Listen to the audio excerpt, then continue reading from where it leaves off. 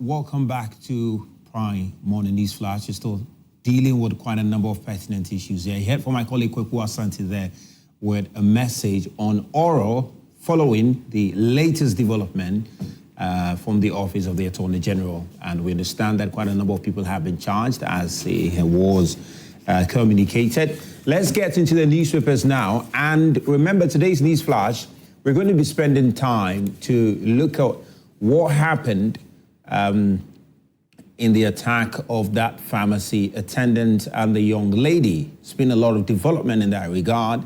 And then we'll be taking a little back. Some 3 months ago, we were here again talking about an attack that happened to a joint news journalist and an eyewitness. Very, very unprovoked attack by the military. Remember, the military released a statement at the time where they indicated that they were going to investigate the matter. It's been over 3 months now, and the question we're asking is what happened to that very issue? Now, not just with the military, with the police service also, just some 3-4 months ago, there was the Ablikuma rerun. We saw a police personnel slap a journalist, a Ghanaian, unprovoked. The police released a statement that he was indicted, and it's been over 3-4 months now, and the question remains, what has happened to the police personnel? So, as far as statements are concerned, an indication of action and a commitment to ensure that they get to the bottom of the matter is concerned, we've heard that time and time again. So we're just asking, what is the guarantee that anything will happen in this very case?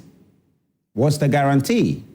And you sitting at home, have you had an experience with the, security service? Even if you haven't had an experience with the security service, what do you make of these incidents that keep popping up?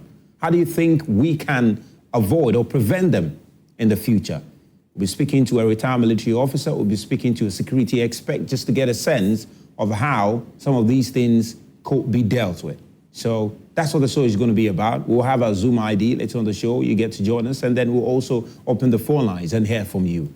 If you haven't had the opportunity to share your thoughts on this very matter, we will give you that opportunity today. So stay with us, all right?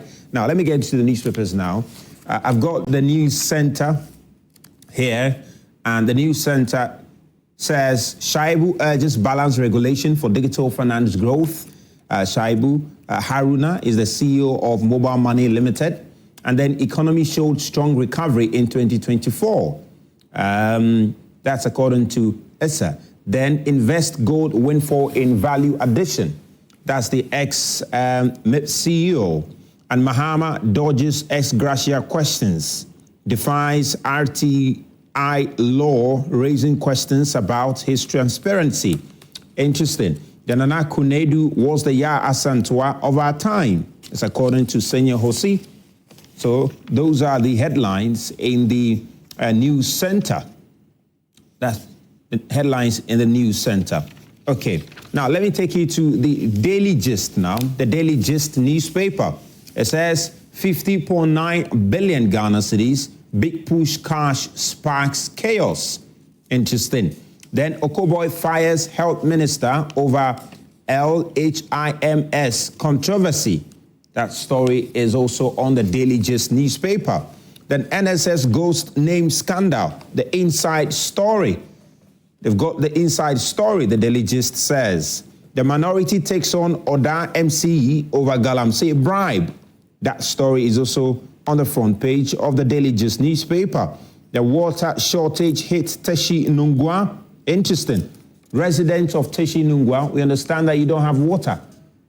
Why not? Call us. Let's hear about it also. You can add your voice to it when we open the phone lines.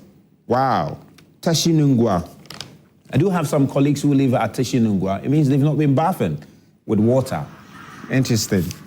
Well, maybe you've been finding other means to bath. Maybe, so we would like to know, how have you been fending yourselves? My producer is asking me. My producer does not live at Teshi Nungwa, but tell us, if you live in Teshi Nungwa, how are you managing? All right, how are you managing? Because I understand there's been some massive water shortage there. How are you managing? All right, let us know, but it all means that for our colleagues who come to work, we need to pay close attention to them. Hopefully, they can take some water from the office to the homes. But call us, let's hear from you. That's the Daily Gist newspaper here. Then I've got the New Finder is also here, and the New Finder says, Professor Azumin urges building of gold reserves while prices remain high. Then 3% tax on small businesses will improve revenue, but lazy man's approach. Interesting, just according to an economist. Then there is a big story here which says Ghanaians spend 4 billion Ghana cedis on tourism abroad in 2023. Wow. Ghanaians spent as much as 4 billion Ghana cedis in tourism abroad in the year 2023. Wow, it'll be interesting to see where most of them went to. I bet. Wow. Interesting. Yes. You understand a lot of Ghanaians are traveling to South Africa. Most of them are going to Dubai, they are going to UAE, and they don't want to go to Elmina Castle or even to the Volta region to see the Woolly Falls, for instance. Interesting. So basically that's it. We are spending a lot of money touring countries around the world. Okay, but you've got the Publisher newspaper also here, and the Publisher newspaper says, Galamsey extortion. Minority demands dismissal of Birim Central MCE. This story is quite topical. I'll just share a few details with you shortly. Lightwave saga. Okoboy exposes Akando's lies. Interesting. Then Bagbin warns truant MPs. So Parliament apparently released what we often used to call attendance register. Attendance register of all the members of Parliament. Those who have been coming to Parliament, how many times they've come to Parliament. The Speaker of Parliament directed Parliament to release that data. And we got to know which members of Parliament have been truant. And it was really, really, really interesting. Really interesting. Really interesting. And quite a number of them apparently have been absent. Quite a number of them have been absent. And interesting. Now, let me just give you a bit of that story on the Birim Central MCE, who is being accused of extorting people at Galamsey sites. Now, it says the minority has urged President John Dramani Mahama to immediately take disciplinary action against the municipal chief executive of Birim Central, Mr. Solomon Kusi Brako, for allegedly extorting money from illegal miners under the pretext of imposing legal fines. Wow. According to the minority, the MCE actions constitute gross misconduct and directly undermines the president's declared commitment to ending illegal mining. Addressing the press conference on Wednesday, the second deputy minority whip, Honorable Jerry Ahmed Shaib, said the MCE openly admitted the monies were collected from illegal miners in the Achimota area, purportedly as fines handled by the municipal finance officer. You went to see people engaged in illegal mining. You decided to take money from them, and when they asked you what the money was for, you said there were fines. How do you fine somebody who is engaged in illegal mining? How do you fine someone who is engaged in illegal mining? You go see someone engaged in illegal mining, you arrest the person, hand them over to the police, and they get prosecuted. But you saw someone engaged in illegal mining and you decided to fine the person. That is unbelievable. So you took the money from him as a form of punishment and allow them to continue mining. It's ridiculous. It's ridiculous. Interesting. Anyway, we'll see if some action will be taken in this regard. We'll see that. But then the story on the members of Parliament and the attendance to Parliament is another really interesting one. It says the Speaker of Parliament expressed disappointment over the continuous absenteeism of some members of Parliament at the sittings of the House. He warned that disciplinary action will be taken against those who fail to attend sittings. Now, in his formal communication to the House, Mr. Bagbin said he had received attendance reports for the first and second meetings, but decided not to publish them, hoping to see an improvement in attendance. Speaker, however, admitted the decision had backfired, saying honorable members, it looked like it was a mistake that he decided not to publish it. So he decided to publish it. And according to the report, which covered 43 sittings held between January and March 2025, it listed Mr. Felix Akwete Ni Oakley, an NDC MP for Botiano Englishi, as the most absent legislator missing 23 sittings during the period. So the MP for Botiano Englishi, between January to March, apparently was the most truant MP. Wow, that's interesting. Now, this was followed by Mr. Joseph Frimpong, an MPP MP for Nkoko, who apparently missed 22 sittings. Wow, interesting. Then we understand that other MPs with high absentee rates included one Colonel Kwejo Damwa, retired, NPP MP for German South, who missed 19 sittings. Apparently, Dr. Kesiel Atuforsen, the NDC MP and Finance Minister, was also absent from Parliament 17 times. Also, the MP for Sekendi missed 16 sittings. The Foreign Affairs Minister, Honorable Samuel Okudzeto-Ablakwa, also missed 15 sittings. Wow. Quite a number of them have been missing sittings, and Speaker says he's not happy about that. For the ministers, you can understand why they are missing the sittings, especially the Foreign Affairs Minister. He's traveling he's following the president everywhere, and he's got to be representing the country all around the world, so it's quite understandable. But still, is not justified. Let's see how we can find a way around it. Just wrap up with the newspapers now. Good news for cancer patient, and OSP charges Oforiatta and 5 others is here. Helena Mensah steps forward as a trusted hand for Ashanti MPP treasurer position. Is also here. That's according to the Inside newspaper. Then let me wrap up with the Daily Graphic newspaper. And the president is in France. He was in China, then came back to the country, and he's now moved to France.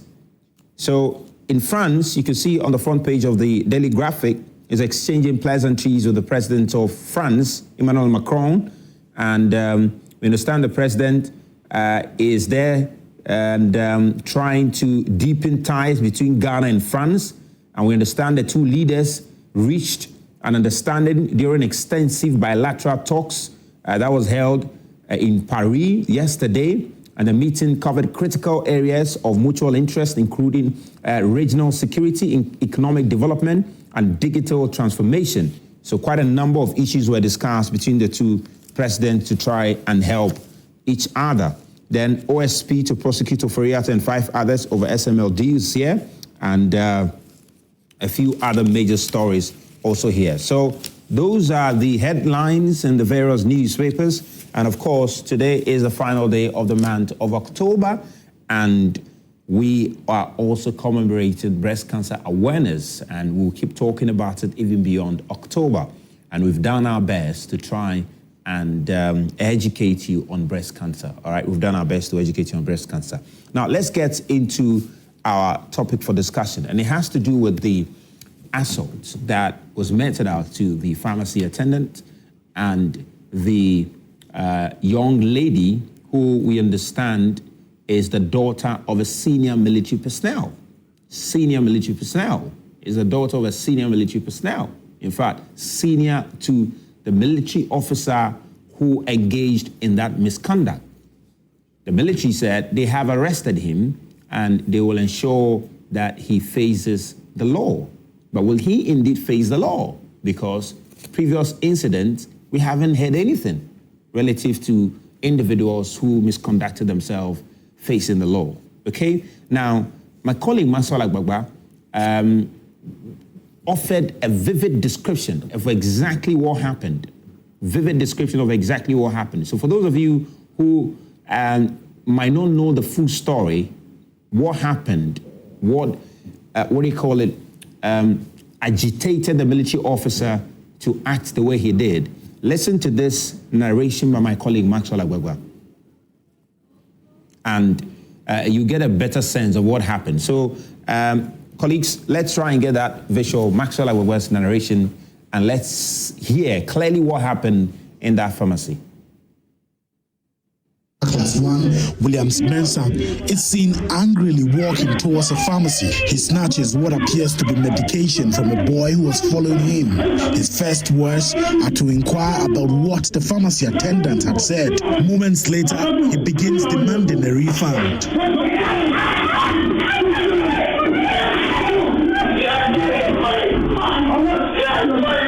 The pharmacy attendant is heard pleading with him to be patient, but the soldier continues to insist on getting his money back. A woman standing inside the shop also tries to calm him down, but he pushes her aside. The woman questions why he pushed her, prompting the soldier to approach her again.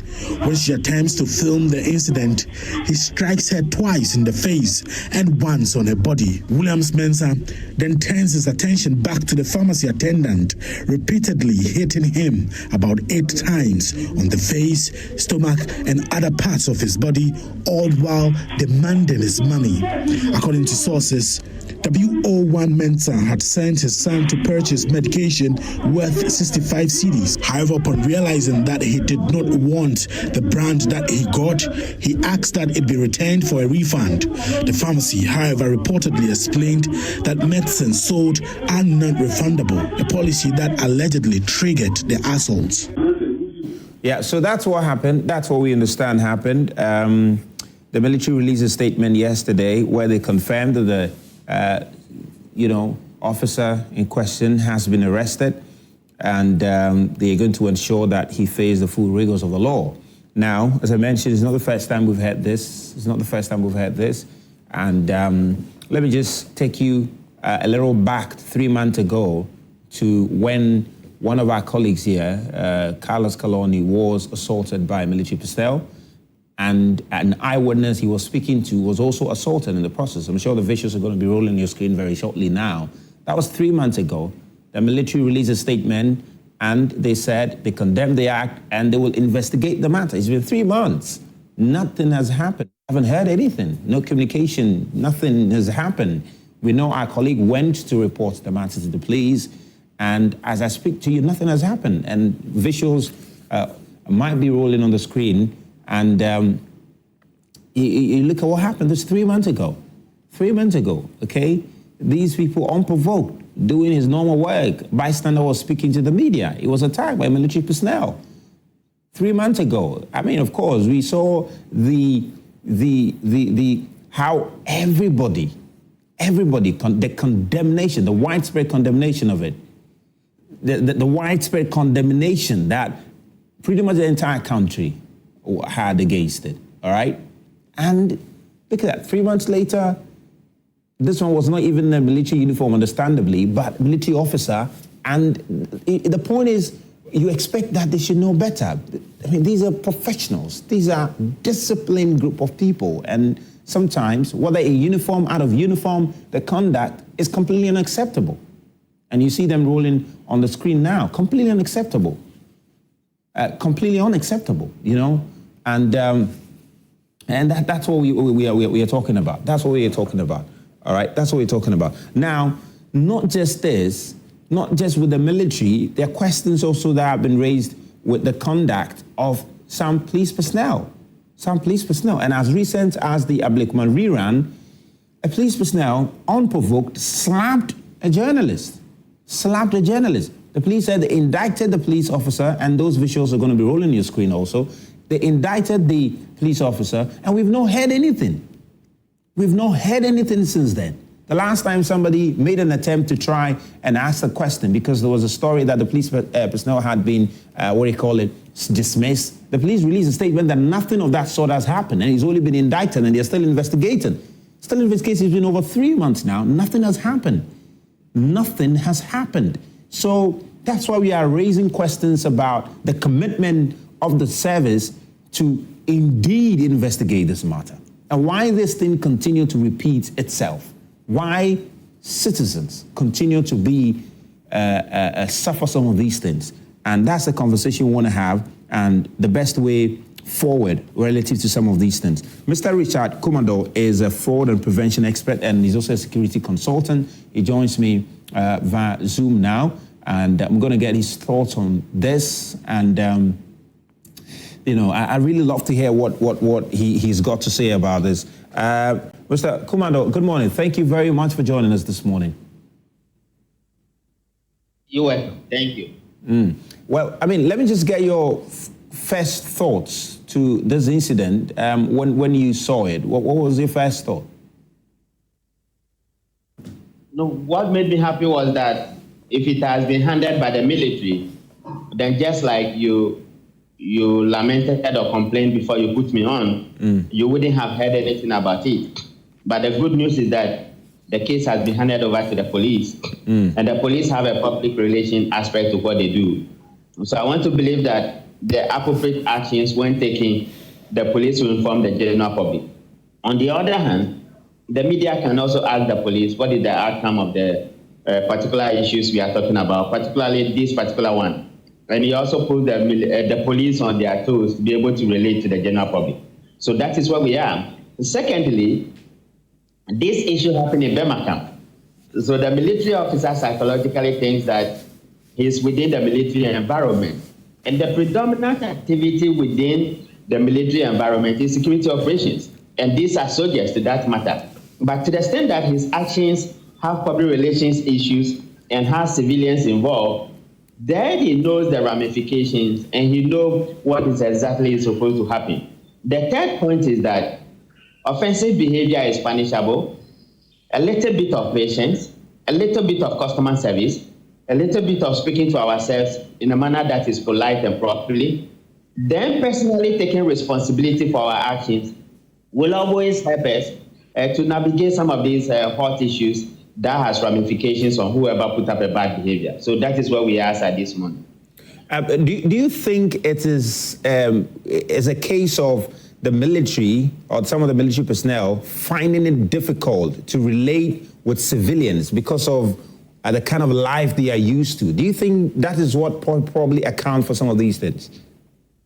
When you take the Ghana Police Service, for instance, if you are dealing with a police officer in a particular unit like the Buffalo unit, the Striking Force unit, the Counter-Terrorism unit, the SWAT unit, or the FPU unit, the relationship and the environment and the circumstances and the situations they are faced with will determine that they will put up a different behavior as compared to a police officer who is providing the first respondent and is trained to provide customer service at all times. So that is the level of public education we do not grant to the general public. And that's the level of unawareness that we find ourselves in. If I was the young lady in that pharmacy, even though the young lady's father is a big man in the army, and he might have stayed in the barracks and he knows behavior patterns and trends of soldiers. If I was that young lady in the pharmacy, a military officer walks in, very angry before he walks in, and I'm Richard Kumadoe, I wouldn't dare speak to him. But this is a young lady, knowing that the father is a soldier, he wants to make a peace, and that is why he beat her up. But if I was the young lady, I wouldn't speak a word to him. After all, he didn't come to talk to me. I would have walked away or stand there quietly and look at him. The point I'm making is that psychology plays a part. The environment you find yourself plays a part. The situation you are faced with plays a part. And there are different kinds of soldiers and different kinds of law enforcement officers trained for different kinds of situations. So the general public must be aware and must know the environment they find themselves in and the nature and the kind of reactions they are going to receive when they meet law enforcement officers in a particular order. Well, except in this situation, the man was not in a uniform, so you could tell the lady on the face of it did not know he's a military officer. That's the first of it. No, she knows. She knows she's a military officer. In Burma Camp, the predominant activity there is a security operation. And almost everybody there is either a soldier or is related to a soldier or has a reason to be staying on a base. 37 is actually called 37 because it's a military base built by the British. So it's a base, and once you are staying on the base, you know the actions and inactions of people who work in there. But having said that, the military officer has a responsibility and the duty of care to everybody he or she finds within the space. But the point I'm making is that if I'm at Burma Camp and I see soldiers arguing or walking by the roadside, whether they are in uniform or they are not in uniform, straight away I should know that this is Burma Camp, and the predominant activity there is security operations by security officers. And I dare not cross their path, whether they are joking, they are playing cards, or they are arguing among themselves, or they are complaining about something. If you make that mistake, then you are likely to receive the kind of slaps she received, which has become a major issue for this particular soldier. Yeah, but you see, in as much as we are also cautioning the public to be measured in how they relate to the police, these security personnel, is there not a responsibility on the security personnel also to be measured, knowing that these are civilians, and the civilians obviously do not think like you think, they do not behave like you behave, and so there is a certain responsibility on yourself to also be measured in how you relate with them. Because you look at the circumstance, you want your money to be refunded to you, the manner in which you barged in there, the manner in which you're talking to everybody, clearly no ordinary person will find that comfortable. No ordinary person will find that comfortable. So yes, I do appreciate the point about, yes, the civilians have to be measured in how they relate with them because of, but is there no responsibility, certain level of education also for the security personnel as far as their relationship with the civilians are also concerned? Okay, so let me say it again. Within the security zone, I use the police, I didn't use the military. But if you are dealing with a police officer from a striking force unit, it's different from when you are dealing with a police officer who is providing a first respondent by customer service. So if you walk into the military and the military barracks, depending on where you find yourself, there are different kinds and types of soldiers trained for various things that work on the premises. That is to say that the level of measure we are talking about do not apply to them, but what applies to them is the level of professionalism and courtesy and discipline. Exactly. Knowing very well that if you put up a behavior that is unprofessional, there are ramifications. And if you put up a show that has some level of misconduct, they know there are consequences. But these are soldiers. And in some situations, they damn the consequences and they damn the ramifications of their actions because they are soldiers. So the point I was making is that it's not that these soldiers are not well trained or they are not educated, but they are law enforcement officers. So whoever stays on barracks, particularly when this particular issue happened on Burma Camp, it is within the military environment of the soldier. And the soldier put up a behavior knowing very well that some of my actions had some dire consequences for me, and yet still he went out there and put up that behavior. Let me give you another example. I ran a pharmacy shop at Burma Camp. I know that that is a military environment. And military officers could put up an erratic behavior. If the guy walks in and demands his money, if I have the money, I'll give it to him and take note of whoever he is and report him appropriately. I don't want to have a situation where I will be arguing with him. He would have held a gun and he would have splashed the gun and killed me. But this is a soldier. So the point I'm making is that the soldier has a duty of care, and we also have a responsibility providing a customer service within the military zone. So that is the way we're going to look at. And these military officers know the consequences and they know ramifications of unprofessional behavior. But sometimes they damn the consequence, and it's also part of the training they give them. So we must understand it from that level of point. And I was using myself as an example. If I am the young lady there, even though she might have stayed on premises and the father is a big person in the army, I wouldn't dare talk to a soldier who walked in very angry. I would have walked away and make an appropriate report that one of your men might have been having an issue, whether emotional breakdown or emotional intelligence issues or psychological issues, and walk in there and bastardize somebody. But she thought she stayed there and she know how soldiers behave. And that's some of the ramifications, my brother. All right, let's talk about what is likely to happen. Well, what exactly is likely to happen? Because you mentioned they know. Okay, so this in this case, is going to happen. The police have taken over the investigation, which is a good one. If the military has done the investigation, we wouldn't get to hear anything. The soldier would have been punished or there would have been punitive actions against him. But because it's a military regime, they wouldn't tell the general public what has happened to him. And I also want to make the point and stress the point that the law enforcement offices or institutions and agencies have standard codes and they have punitive actions and they have put it out to many of their officers and they wouldn't tell the general public because it's part of what they do. But it doesn't mean that when people cross the line, they are left to go, whether they work in the BNI or the police, immigration, or the army. So that point will have to be said emphatically.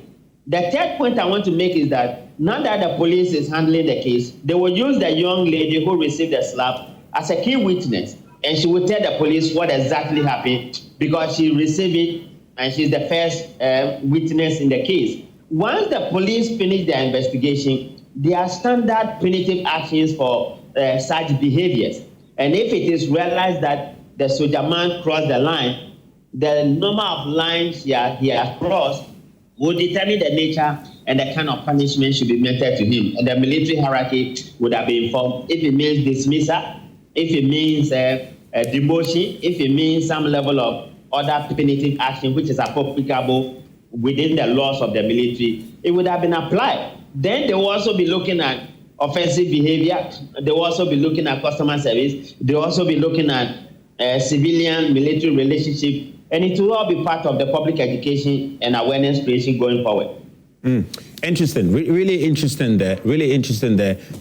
So I just want to get your thoughts on this one also, on this subject of the point you made about there's going to be some level of education for them in terms of the civilian relationship, etc.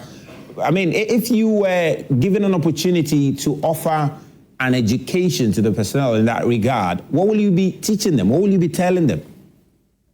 No, these are professionals. They don't need anything from me.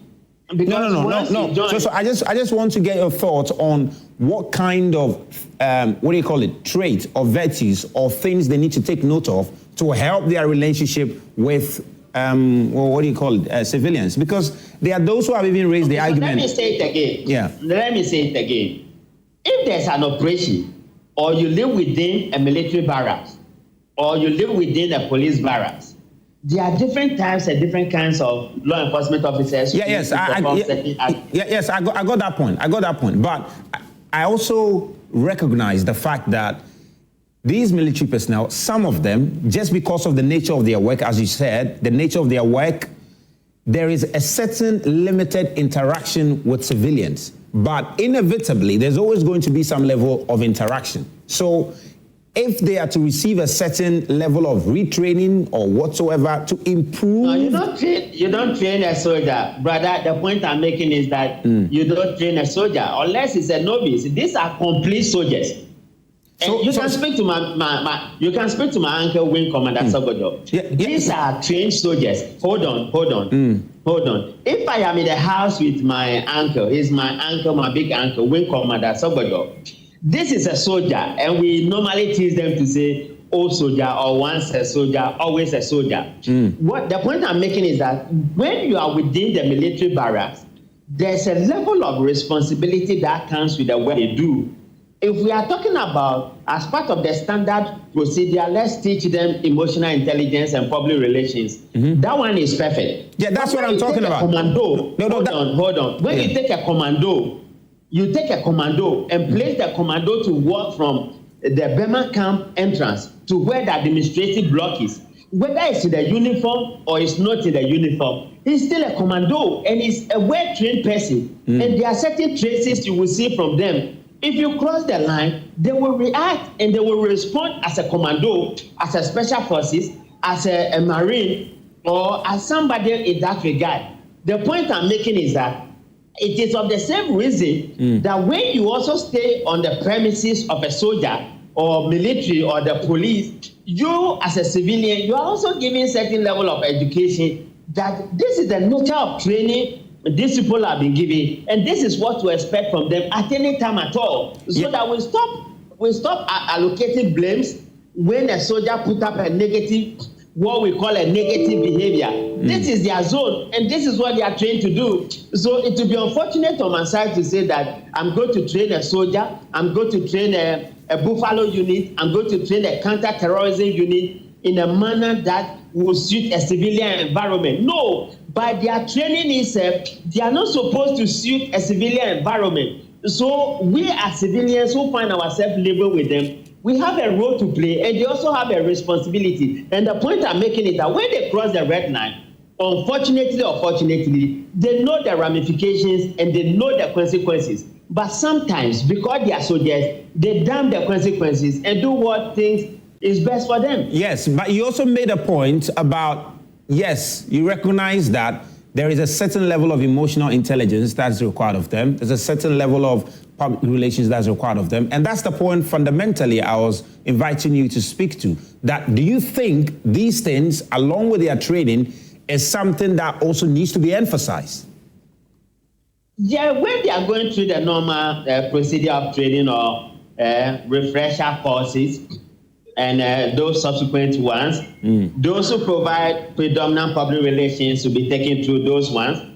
Those who are in the field will also be taken through emotional intelligence, creative intelligence, and psychological analysis, and body language, and many of those things. But hey, brother, these are soldiers. A commando is a commando. Special forces is a special force. They have no human relationship. And the way they see their human relationship is different from the way we see. And the way we want them to treat us is different from the way they want to treat us. So let us be mindful of that and know that these are people who perform different roles with different categorizations and many of those ones.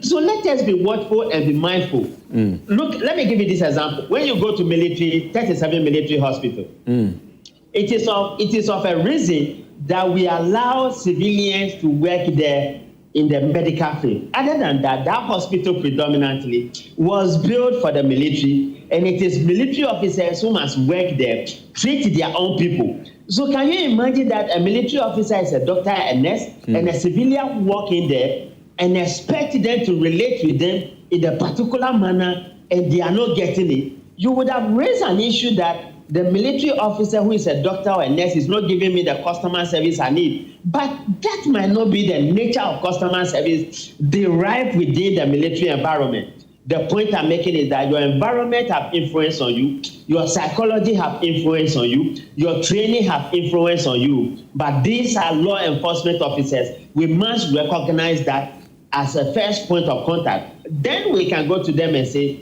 we don't need this kind of people working within the civilian community. We need this kind of people dealing with the community, dealing with the civilian employees, dealing within the civilian environment. Then we are going to have peace. But when you bring police and military officers from specialized units into the civilian environment, I can tell you on a scale of 1 to 10, there's a possibility or the probability that 8 times they are going to have problems dealing with civilians because of the psychological build-up.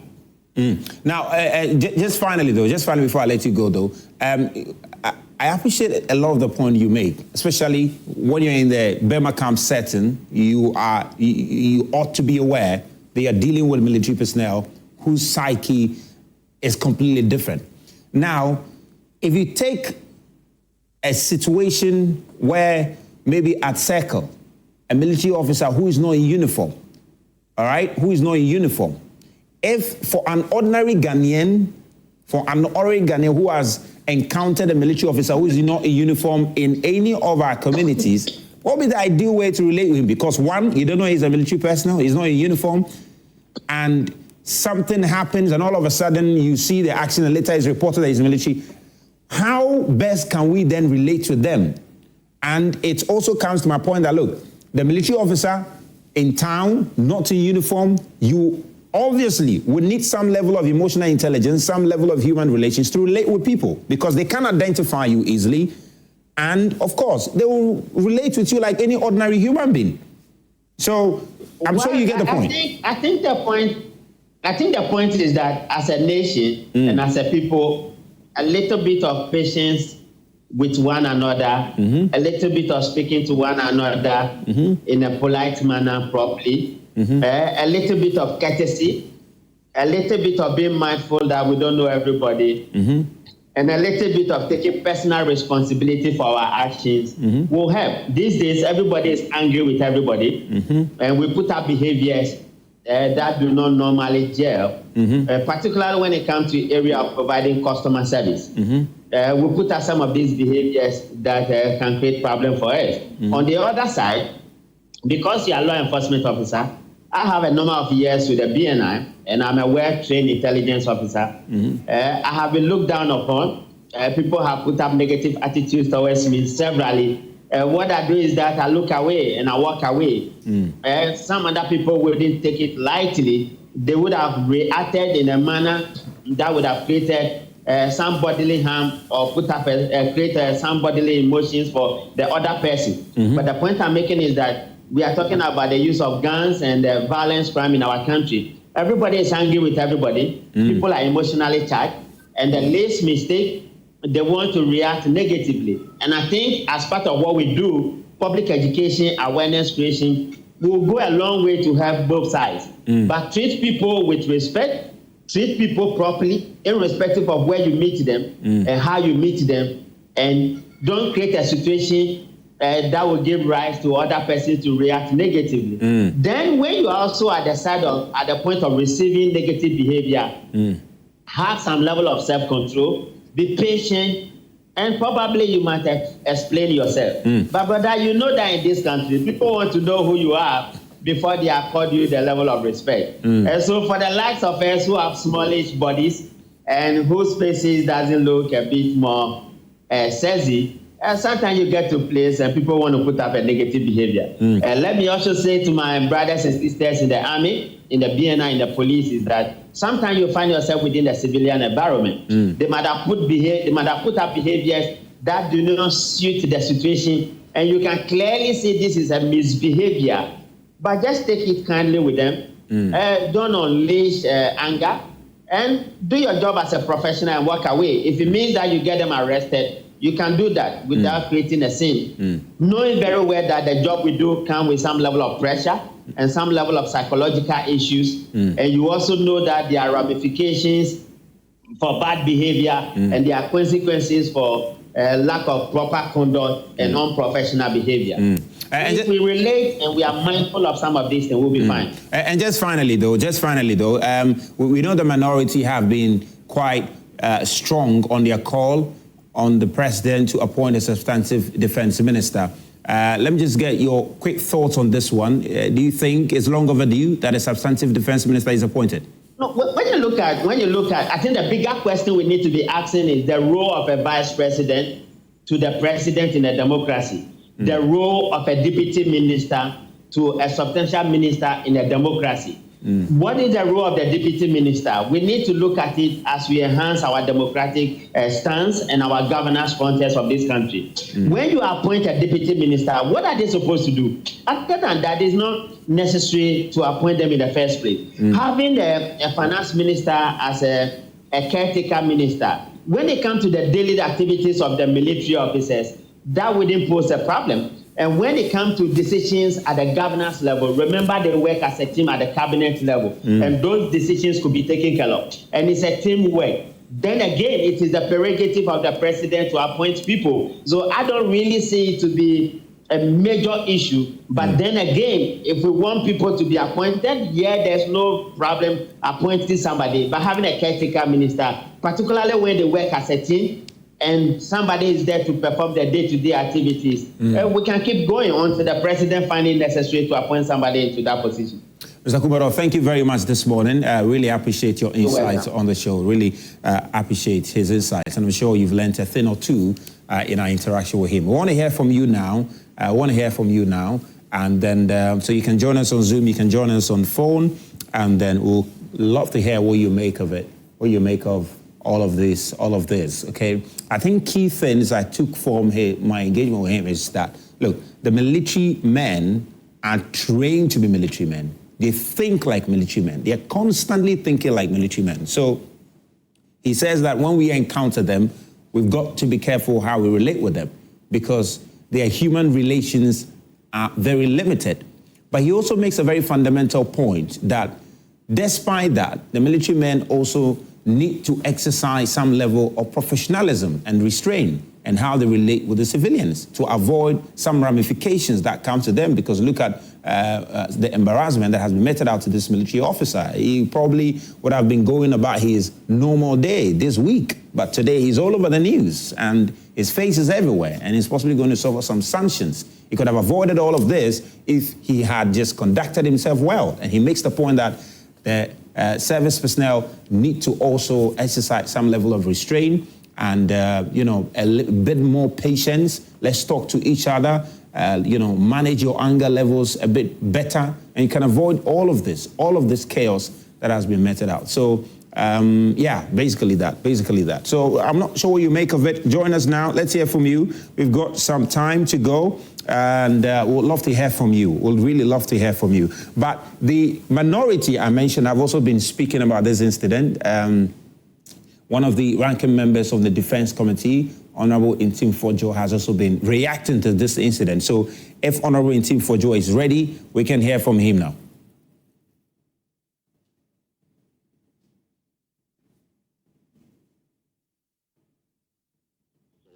A pharmacist and a client who had just gone to the pharmacy shop.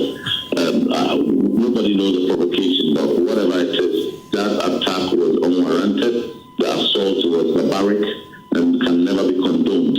But I want to swiftly commend the top hierarchy of the Ghana Armed Forces for the very swift action they've taken, the arrest of the warrant officer and the initial processes they are undertaking. I would also want to see it through to its logical conclusion.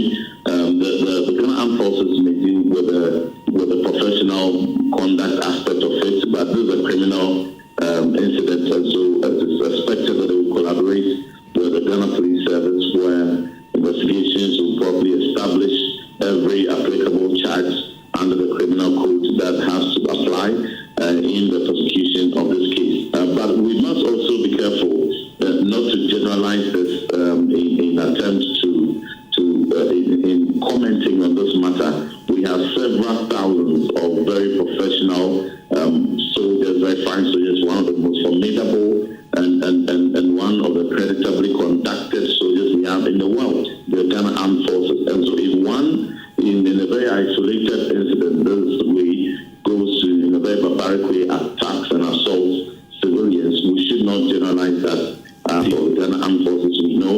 And that is why I commend authorities for the swift move in handling this matter and to deal with it within the very case that it individually represents.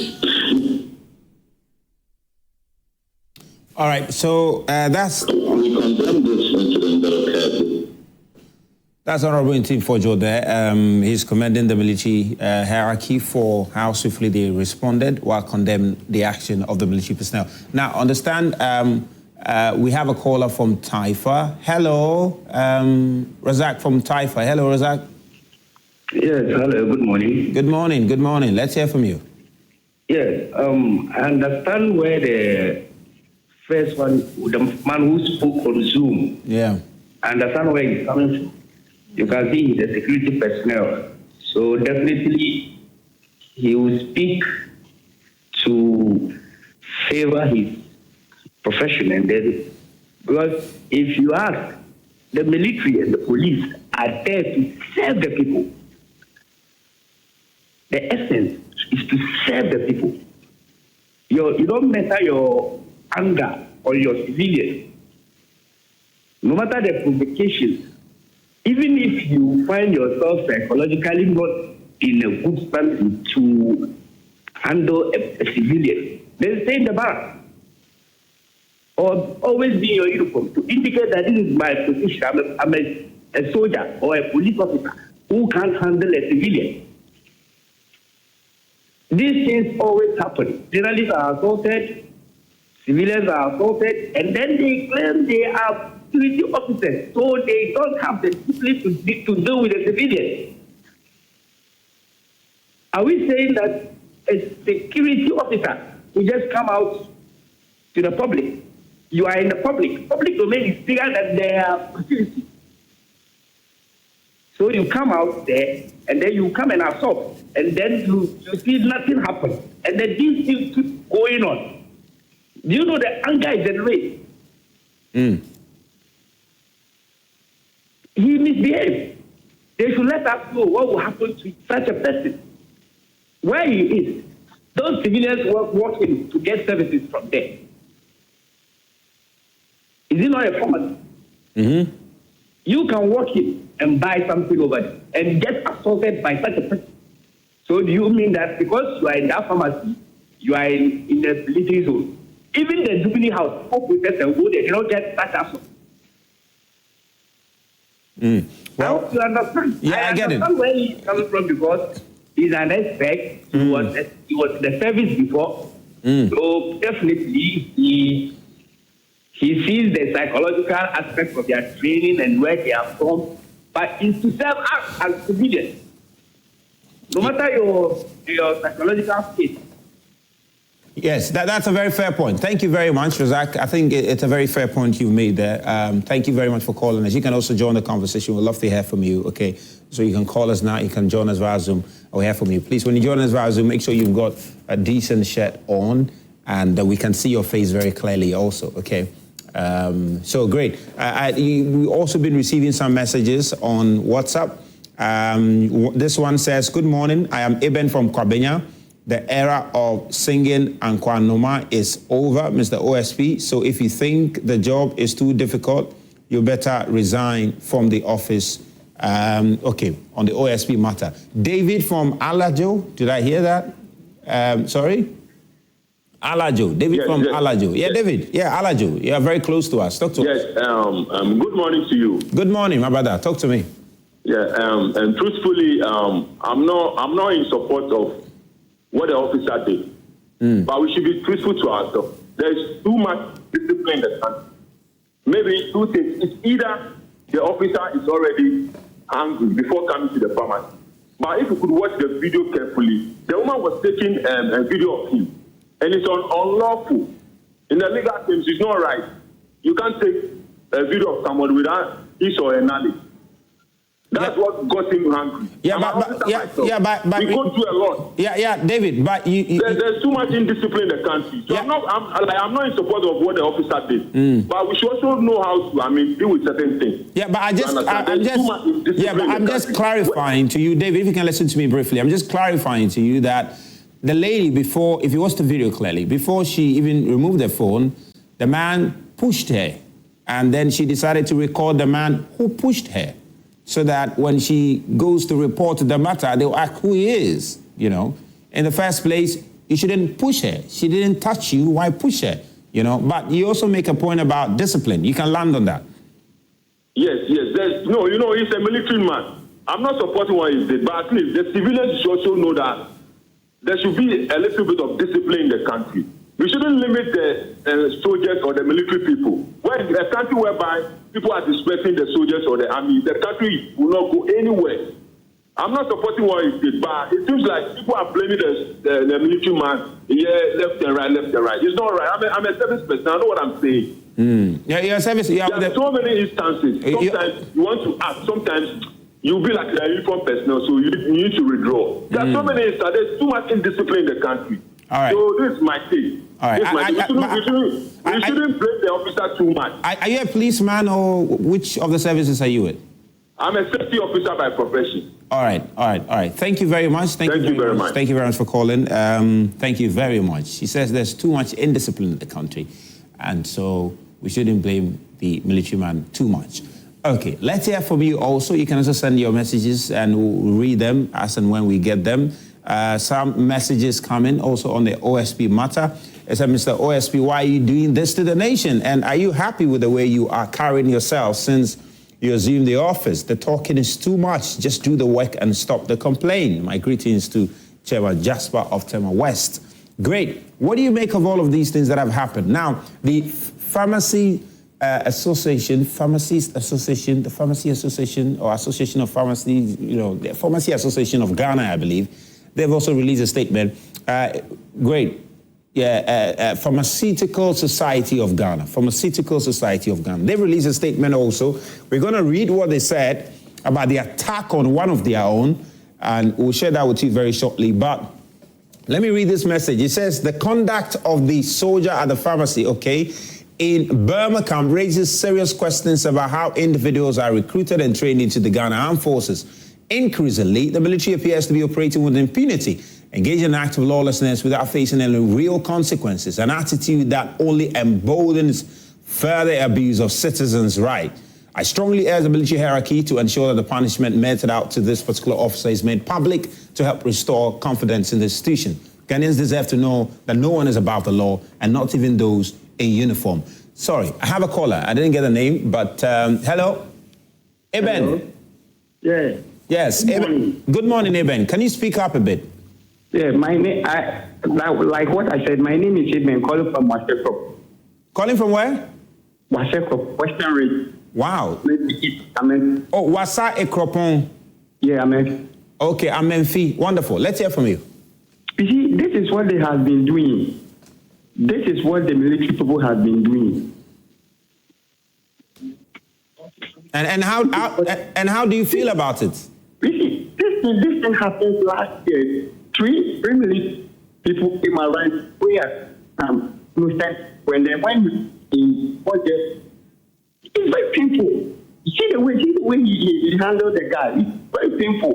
As a military guard, the military man shouldn't be guard. See the way he slapped the guy. Even the guy wanted to make a call to call someone to come and help, and then he flashed the guy face with the phone. It's very bad.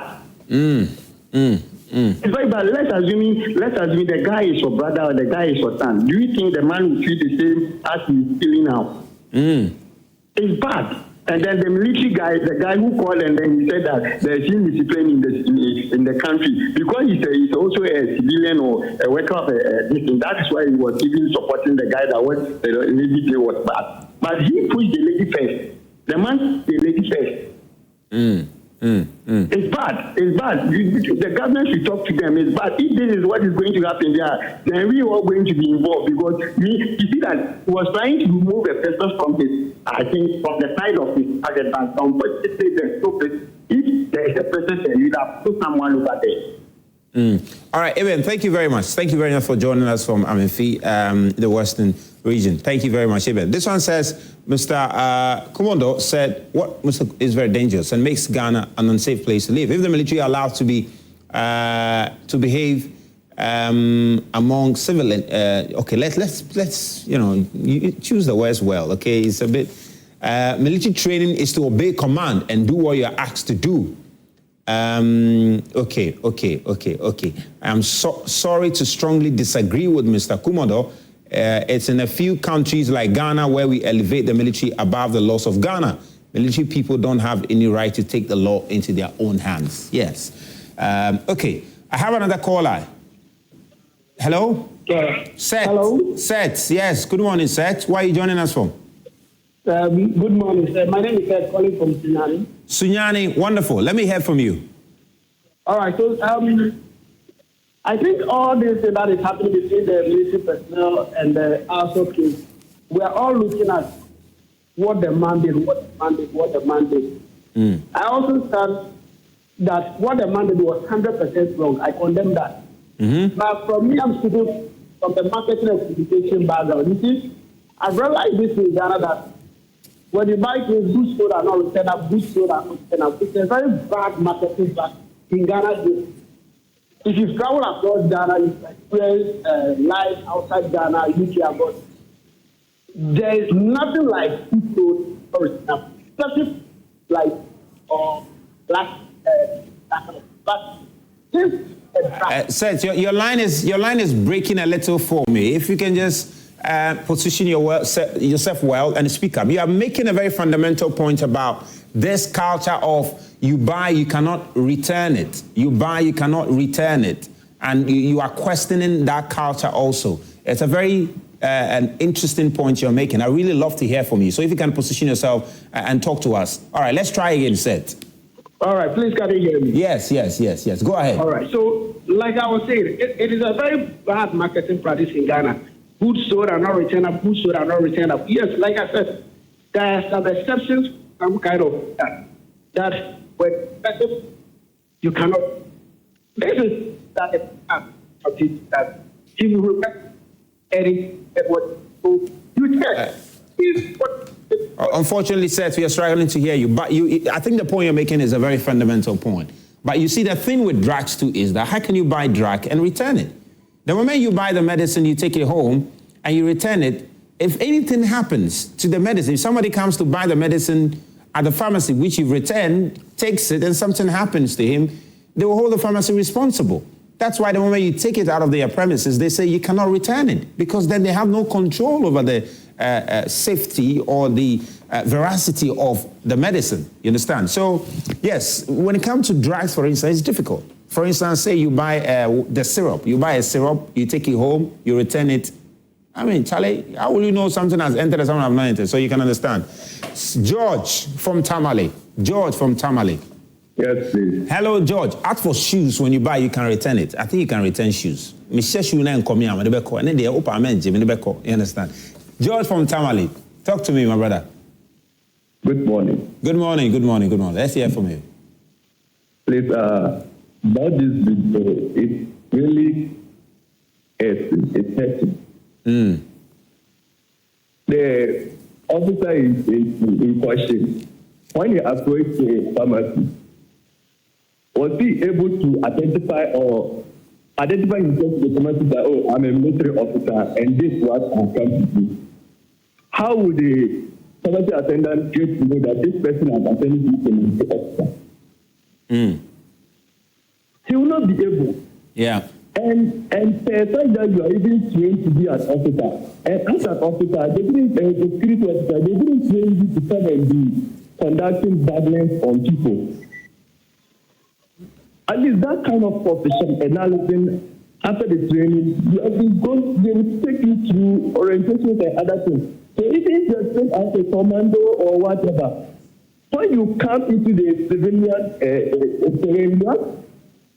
conduct yourself to the level that you prove that yes, you are a security officer who has that character to do it, to protect the civilian in terms of any uncertainty, and then the civilians who give you that respect and know that as you are around, you stay under the security officer. But if you are this range, a civilian pays tax for them to train you to come out and you are attacking that civilian, it's unfair. Yeah, that's a fair point. That's a fair point. That's a fair point, George. Thank you very much for joining us from Tamale. George, thank you very much. Thank you very much. That's a very fair point. Now, I think I can take a look at the statement by the Pharmaceutical Society of Ghana, who reacted to this very incident. I'm sure it's going to be on the screen very shortly, then I'll read it. Great. So that's the statement from them. They say the society condemns assaults on pharmacy personnel and client at Burma Camp, calls for swift justice. The Pharmaceutical Society of Ghana has noted with deep concern and outrage viral CCTV video circulating on social media. And they go on to say that the warrant officer, Class 1, Mensa Williams, physically assaulting a pharmacy personnel, the female client. He says the pharmacy is called E-Pride Chemist, and it's stationed at the Burma Camp. They say that, that the society has been to E-Pride Chemist to verify first-hand reports in the media, and the society care team at the pharmacy have been assured of our support and commitment to ensure justice for the victims. They say they unequivocally condemn this barbaric, reprehensible, and utterly unacceptable act of violence perpetrated against pharmacy personnel and client. And they say such conduct can only violate, not only violate the fundamental human rights and dignity of the victims, but also constitute a grave affront to public trust and the sanctity of healthcare spaces. They say community pharmacy personnel are frontline healthcare providers who serve the public diligently, even under difficult circumstances, to ensure access to essential medicine and care. And they say an attack on the pharmacy personnel is therefore an attack on public health and on the safety of every Ghanaian who depends on pharmacy services for their well-being. They say the society express its deep empathy and solidarity with the pharmacy personnel and the female client who endured the traumatic ordeal. They say we stand firmly with them and will ensure they receive the necessary psychological and professional support. They implore the Ghana's police service and the Ghana Armed Forces to pursue this matter to its logical conclusion and ensuring that justice is served swiftly and transparently. They say the society will closely follow this case until the full weight of the law is brought to bear on the perpetrator. The society also wishes to commend the Ghana Armed Forces for their prompt intervention and the arrest of the suspect, which demonstrates an institutional commitment to discipline and professionalism. They say they trust that the disciplinary process, thorough investigation and prosecution of the perpetrator in accordance with the laws of the Republic will be expedited to reinforce public confidence in the armed forces' zero-tolerance stance toward such misconduct. Society reaffirms its commitment to protecting the safety, dignity, and professional integrity of all pharmacy professionals across the country, and is signed by pharmacist Paul Owusu Donko, PhD, who is the president. Interesting. So now, retired Wing Commander Sobojo is also on phone now. We're going to speak to him briefly on this very incident and get his thoughts on this. And say good morning. Thank you very much for joining us on the show. Good morning to my cherished listeners. I just want to get your brief thoughts on this incident. Of course, we know that the officer has been arrested. We know that the police have taken up investigation into this matter. Or what's your quick thoughts on this? We've heard from the security expert. We have. Yes, please go ahead. Yeah, it's.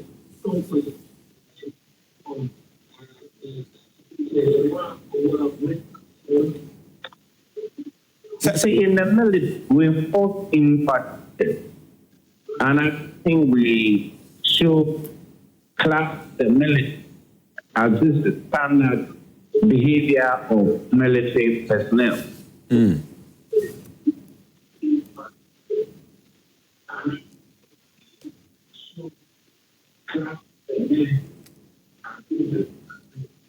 So we seem to be struggling to hear you, and appears to be some sound at where you are. If you can just mute the volume so we can hear you from our end very clearly.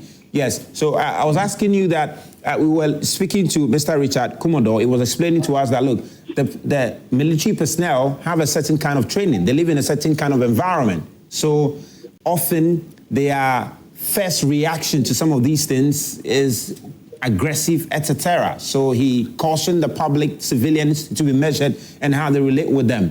But then the civilians are also calling on the military personnel to be measured in how they relate with them. And having been a retired military officer, how do you think we can find a balance in this situation? Well, I think Richard, to a certain extent, was right. But you see, when you're in the military, you are subjected to military law and so on. What has been purely a civil issue, so that the military cannot charge this very senior SEO of assault. Mm. Anything triable in a civil is not triable in a military. Mm. The police may charge him with assault. Then the military may charge him after they've done the investigation as conduct unbecoming of a senior NCO. If he's found guilty, he may be reduced in rank or give a summary dismissal. So we should be clear about this issue, the military law and the civil law. Mm. This being an assault is a purely a civil case. So it depends what the police may decide to do, and the military will come in. Mm. But it cannot be dismissed instantly for an assault. Mm. Now, we've been speaking to our viewers, they've been calling in, and some of them say, they've seen some of these incidents time without number. Just this year, they've seen it quite a number of times, and they are concerned that this thing continues to happen. And to some extent, there are those who are also feeling that it is eroding the confidence that people probably have in the military. What do you think needs to be done? I think it's unfair The military men, we are trained, we are disciplined. If you have individuals within, like you said, Krubia, Benson, it's an individual issue. But there are laws to deal with such behavior. Before you pass that, and for this very warrant officer, in a very good profession, could have been well trained to rise up from maybe a low rank to get a warrant officer. But now we do not know what really happened before he beat up the people. You know, whether there was an insult or whether there was something. But I'm saying, let us wait for investigation. You know, and it's a civil case, so I'm saying that it's a civil who will deal with him. And the military may come in to charge him with conduct on becoming of a senior NCO. You know, but to clear the whole military as such is very unfortunate. Very unfortunate. I mean, sometimes the civilians more or less bring this into themselves. As military, the way we are trained, man management, man handling is part of it. But if it goes to extreme, they are human beings. I'm not actually saying what he did was right. I decry. But they shouldn't call the military as to be a disciplined bunch of people. Yeah, but isn't that the concern that, of course, the military is a very disciplined group, and to find individuals act like this, then you understand why they raise those concerns about discipline. But yes. As you are saying, you said discipline institution. If you find one who has conducted himself, let the Lord deal with him. But don't crowd military as a disciplined bunch of people. That's unfair. Yes. What happened, as we saw it on television, was not good enough. He should have restrained himself. You know, but we do not know what started it, apart from going and trying to get his money. What did the lady say, and what did the gentleman there say? Why did he try to film him? It's an individual case. It's not a general case in the military. But do you think there's anything the military can do to, to try and keep their personnel from getting caught up in situations like this? Is there anything the military can do? Are we saying the military was formed, they went to First World War, Second World War, and they be on peacekeeping missions? Are you saying that we are not properly trained? I mean, if there's one incident, then there's one incident, but they shouldn't try and put the whole military into this kind of situation. I'm saying that what happened was not good enough. And it's a civil case, so the police may decide to charge him. But the military afterwards can also charge him with conduct of unbecoming of a senior officer or senior non-commissioned officer. But it raises questions about emotional intelligence, raises questions about human relations and all of that. You think that ordinary... I'd wish you come to a military training and see whether all these things are not done. And how many of these incidents have happened? I mean, to paint the military as that is the way of our conduct, I don't think it's fair. That's a very profound point. Now, what will be your, say, advice to the public? Because Mr. Richard made the point also about how the public relates with the military personnel, and he also talked about how the lady supposedly recorded him and how that might have contributed to the incident. Of course, there are those who dispute that because the lady was pushed before she picked the phone to record it, etc. But in terms of improving military-civilian relationship, what would be your advice in that regard? Well, this is an isolated case, and I don't want to be... Yeah, but not just in reference... Yeah, not just in reference to this case. Just a minute. Yeah. This is just a singular one. There may be other stuff, and the military have the way of dealing with such is, by that will conduct on become a soldier and then to profit. But if some against they have no one say that you have to do. But if you need less what they have. But for him to raise his hand to hate him, I don't think was right. And if the civilian code charging some assault, the military will not interfere. The military will only charge him for conduct on becoming of a senior NC. Another, they gave him a reduction in rank or asked him to be released from the service. Well, I really appreciate this insight. It's been very helpful. It's really been very helpful. And we are hoping that we can get more education on matters relating to the military so that it can help all of us in our relationship with them. Sir, thank you very much for your brief time on the show this morning. All right, let's take some final messages. Somebody has really spelled my name in an interesting way. I'm not too sure how he got it. Good morning. Okay, that's not my name, unfortunately. Okay, good morning. You remember Wa Asharman Ayawaso, and just to mention a few, you were a civilian before joining the military. If they can be integrated into society, there shouldn't be civilians. Uncle Sam in Kumasi. All right. I didn't quite get your point clearly there. He said, do you know that in some instances, soldiers have reportedly stopped riders on the road and forced them to weed by the roadside simply for not wearing helmets? Such degrading acts have no place in a civilized democratic country. It is high time the military cleaned its ranks and upheld the values of discipline, professionalism, and respect for human rights. Okay. Why are you also riding a motor without a helmet? The soldier is 100% right for what he did to the lady. Really? Look at what happened in Dentri Obuasi. The soldier was trying to put things in place and they killed him very painfully. We must respect security very well because she's a lady. He said, is she God? They are risking their lives for us day and night because he pushed her. That's it. Gives her authority to record him. She also took the law into her own hands. I'm in 100% with the military man. Okay. Okay, interesting.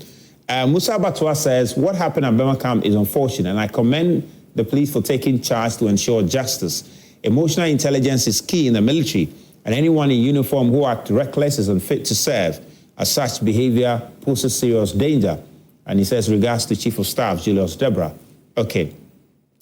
This one says, from positive change in Medina, it's about time we all need to put politics aside and think as a Ghanaian. Let's say wrong is wrong and right is right. Ghana first before any political party. I support every actions of this government to retrieve any stolen monies and all state properties acquired through illegal means by any former government appointees. All right, so those have been your messages, and that's all we have for you on this segment. We want to also sympathize with the owners of the Kumasi China Mall, which was burnt to ashes. It's incredible. It's very, very sad scene. And yesterday, you saw that on our screens, and you saw it in the news also. The entire building was razed down. Quite unfortunate there. We will go to KEPCO's after a few things to understand why Adesadel, Senegasans, and Mfantipim could not have their context. We've seen some very unfortunate scenes. But yesterday, Presec were kicked out by GSTS. The Mankranso also kicked out Senaquinas. Interesting.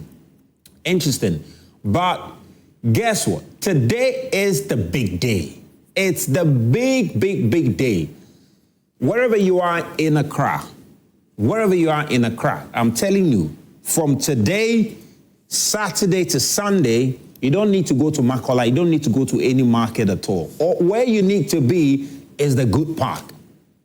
That is where you need to be. If you're looking to stock your kitchen, you've been looking to stock your house, you want to change your decor in the house, anything at all you need for yourself, for anybody, we are assembling the finest business vendors of everything you can imagine. They will be assembling at the Good Park. In fact, they've started to set up. We'll go to the Good Park right now. It's starting today. Today to Sunday. Everything you need is the SME fair. SME fair. Everything you need, I can tell you, you can find it there. I've seen a few nice outfits, some nice shoes, everything. Good Park. We're all going to be there. Make sure you go there with the family, get a few things, buy something, all right, at affordable prices, 20-30% discount. Thank you to Royal King Cracker and We'll see how it works out.